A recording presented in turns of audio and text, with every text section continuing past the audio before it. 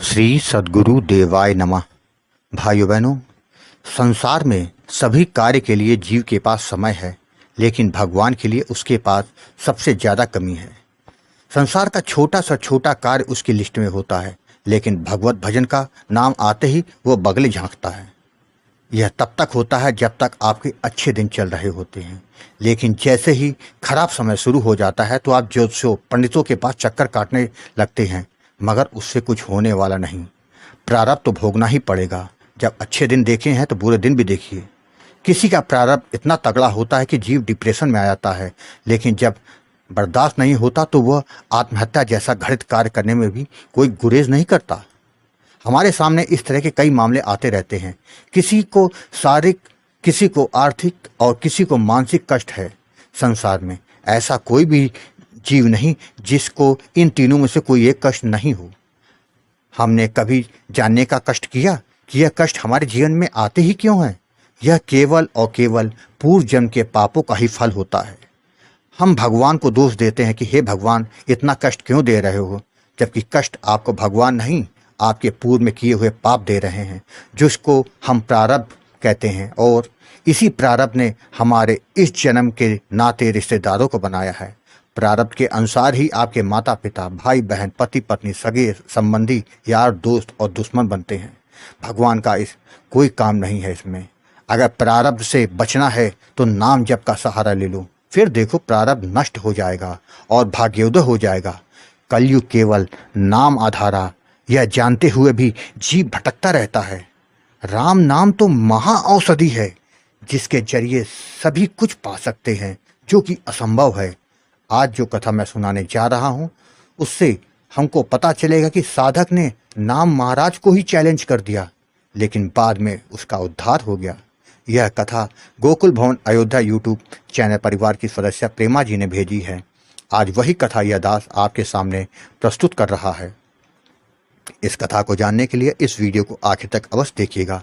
उससे पहले जिन लोगों ने गोकुल भवन अयोध्या यूट्यूब चैनल को अभी तक सब्सक्राइब नहीं किया है, उनसे निवेदन है कि चैनल को सब्सक्राइब करके बेल आइकन अवश्य दबा दें, जिससे नए वीडियो के नोटिफिकेशन लगातार आपको मिलते रहें। मैं तमिलनाडु से प्रेमा पार्थिबन हूँ। मैं नियमित रूप से यूट्यूब गोकुल भवन अयोध्या चैनल पर राम नाम के बारे में आपके वीडियो देखती रहती हूँ। आप राम नाम का अनुभव साझा करके बहुत अच्छा काम कर रहे हैं और हमारा भाव और विश्वास बढ़ाते हैं।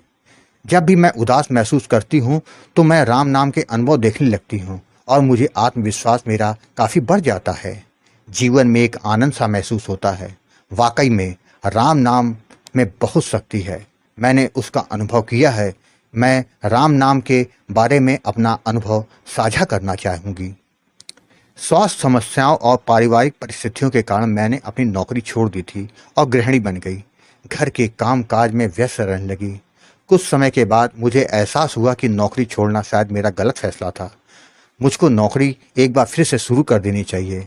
इसलिए 4 साल बाद मैंने नौकरी के लिए दोबारा कोशिश की। मैं साईं बाबा की भक्त हूँ। हमारे यहाँ रामनवमी के पावन पर्व पर एक व्हाट्सएप ग्रुप बनाकर रोजाना 10 मिनट राम नाम का श्री राम जय जय राम का जाप किया जाता है। यह पहली बार था जब मैंने राम नाम का जाप किया। मैंने ईमानदारी के साथ राम नाम करना फिर शुरू कर दिया और भगवान से प्रार्थना भी करने लगी। नौकरी छोड़े 4 साल के ऊपर हो चुका था और उम्र के लगातार बढ़ने के कारण मुझे नौकरी नहीं मिल रही थी। मैंने अपने दोस्तों और अंतिम कंपनी जहां मैं काम किया करती थी, उनके प्रबंधकों के माध्यम से भी प्रयास किया, लेकिन कोई बात नहीं बनी।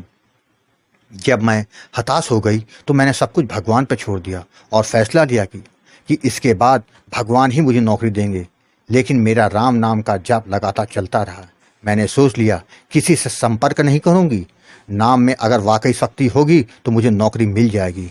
मैंने दिमाग से हर प्रकार की चिंता को हटा दिया और राम नाम का जप अधिक से अधिक करने लगी। आप विश्वास नहीं मानेंगे, राम नाम का जादू चल गया। एक दिन मुझे एक इंटरव्यू में शामिल होने के लिए मेल आया। यह 2 राउंड का था और नाइट शिफ्ट थी। आखिर ईश्वर की कृपा से मुझे नौकरी मिल गई और दोपहर की पाली में काम करने की अनुमति भी मिल गई। मैंने मन लगाकर करीब 1.5 साल तक यहाँ काम किया और फिर छोड़ दिया, क्योंकि यह पूरी तरह से रात की शिफ्ट में बदल गया था। स्वास्थ्य समस्याओं के कारण मुझे नौकरी छोड़ दी, क्योंकि रात में काम करना मेरे लिए ठीक नहीं था। लेकिन यह बात तो कहूँगी कि राम नाम का चमत्कार मैंने अपनी आंखों से देख लिया था। आपको एक बात और बताते हैं कि मेरे एक दोस्त थे कि वो नींद की बहुत समस्या थी, वो रात रात जगते रहते थे। मैंने उसे श्री राम जय जय राम का जाप करने के लिए कहा। आजकल वह प्रसन्न होकर कहती हैं कि इस मंत्र से मुझे बहुत जल्दी नींद आ जाती है।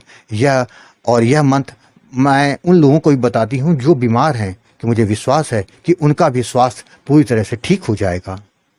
भाई बहनों, आप लोगों ने देखा, राम नाम को जपने के लिए भाव और विश्वास, यह दो चीज़ें चाहिए। जिसने इन दोनों चीज़ों का सहारा लेकर नाम जप किया तो समझ लेना उसने सब कुछ पा लिया। आपको कथा अच्छी लगी हो तो कमेंट में जय श्री राम लिखना मत भूलिएगा, जिससे दास का मनोबल लगातार बढ़ता रहे और अच्छे प्रेरणादायक वीडियो आपको प्रस्तुत करता रहूं।